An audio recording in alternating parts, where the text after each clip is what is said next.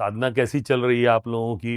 अपना फीडबैक मुझे देते रहा करिए, काफ़ी लोग भेजते हैं मेरे पास और उस फीडबैक से मैं आप लोगों को अच्छी-अच्छी चीज़ें फिर इसी तरह से बताता रहूँगा। मैं आप लोगों से बार-बार चर्चा करता हूँ साधना में कि अनकंडीशनल लव क्या होता है? पहले यही डिसाइड करना बड़ा मुश्किल है, किसको हम अनकंडीशनल कहेंगे और किसको कंडीशनल लव कहेंगे। एक छोटी-सी कहानी सुनाता हूँ, इससे आपको समझ में आ जाएगा। एक बार अर्जुन ने भगवान कृष्ण से कहा कि आप कर्ण को ज्यादा हमसे प्यार करते हैं, यद्यपि मैं आपको बहुत प्रिय हूं, आप कर्ण को हमेशा महान बताते हैं कि वो बहुत बड़ा दानी है। क्या मैं उतना बड़ा दानी नहीं हूं? एक बार अब आप मुझसे तो कह के देखिए। तो वो कृष्ण भगवान बोले कि ठीक है, कल तुमको बताएंगे कि कर्ण क्यों तुमसे बड़ा दानी है, महान है। तो उन्होंने कहा ठीक है। कल सुबह सब लोग अपना तैयार हो गए जब, तो भगवान ने एक बहुत बड़ा सोने का भंडार अपनी माया से क्रिएट किया। दो पहाड़ की तरह स्वर्ण भंडार इकट्ठे हो गए। कहीं ये पूरे गांव वालों में जाओ बांट दो, पहले आप ही जाओ।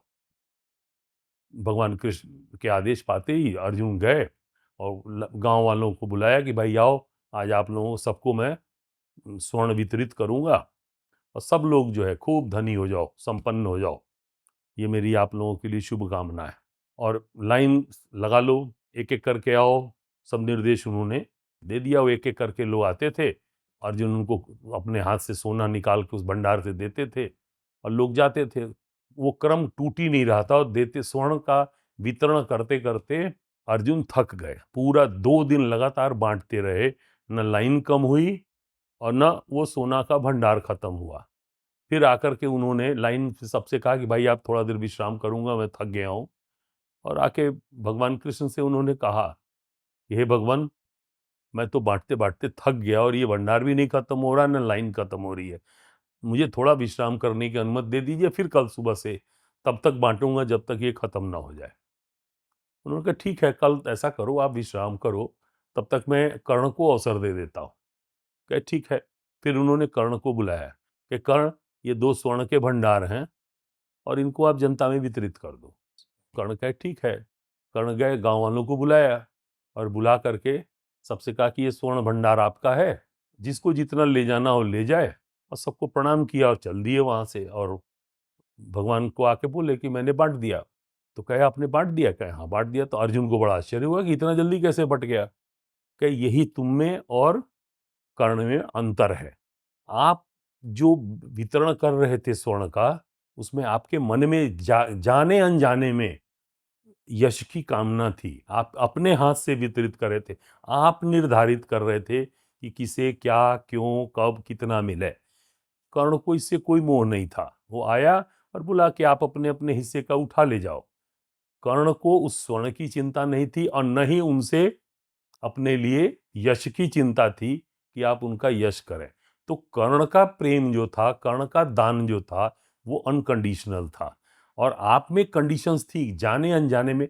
हम नहीं जानते, हमारे मन में अज्ञात एक भावना छिपी रहती है, हम उस भावना को समझ नहीं पाते और उस भावना को ही शुद्ध करना है।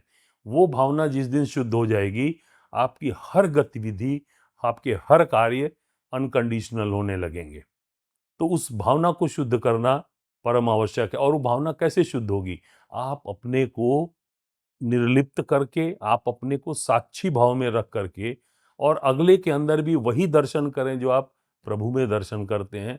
तो धीरे धीरे करके वो आपकी भावनाएं अपने आप शुद्ध होने लगेंगी, आपके कर्म शुद्ध होने लगेंगे, आपके भाव अनकंडीशनल होने लगेंगे। एक छोटी सी घटना और आपको बताता हूं, और ये सत्य घटना है। इधर कहीं उत्तरांचल की पहाड़ियों पर संतों की यात्रा होती रहती है। संत लोग यात्रा कर रहे थे, वहाँ कुछ कर्मचारी थे जो सड़क की सफाई कर रहे थे। तो एक संत उधर से गुजर रहे थे, एक बहुत ही नीचे गांव के पास ही एक कर्मचारी मिला, वो सड़क की सफाई कर रहा था। उससे उन्होंने पूछा कि कहो कैसे हो? कह क्या कैसे क्या हूँ, बस अपनी जिंदगी काट रहा हूँ, परिवार का भरण पोषण करने के लिए दिन रात मेहनत करता हूँ, थोड़ा बहुत मिल जाता है किसी तरह, परिवार का भरण पोषण करता हूँ। कहे ठीक है, इसको और लगन से करो। संत आगे बढ़े, थोड़े दूर के बाद फिर एक एरिया वाइज कुछ दूर तक उसकी एरिया थी, आगे के एरिया में दूसरा कर्मचारी मिला। उससे पूछा उन्होंने कि आप कैसे हो, तुम्हारा कैसा चलता है? कैसा, ईश्वर की कृपा है, प्रयास करता हूँ, जितना हो पाता है कर देता हूँ। थोड़ी दूर और ऊंचाई पे पड़े, जो बहुत कठिनाई की एरिया थी, जो नीचे से जाके वो कर्मचारी वहां जाके उसकी सफाई कर रहा था, उसको उन्होंने देखा बड़े प्रेम से पूरी सड़क की सफाई कर रहा है। फिर उधर से कुछ घास फूस, कुछ फूल पत्तियां ला करके सड़क पर बिछा देता है। उन्होंने पूछा, आप भी तो उसी विभाग के कर्मचारी हो और आप इस तरह कैसे क्यों कर रहे हो? कहे कि क्या करूं, ये मेरी सेवा है और प्रभु तक मैं पहुंच नहीं पाता।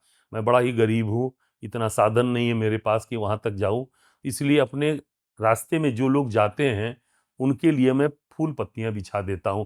कम से कम उनके चरण इस पर से जाएंगे तो उन्हें थोड़ा देर आराम मिलेगा।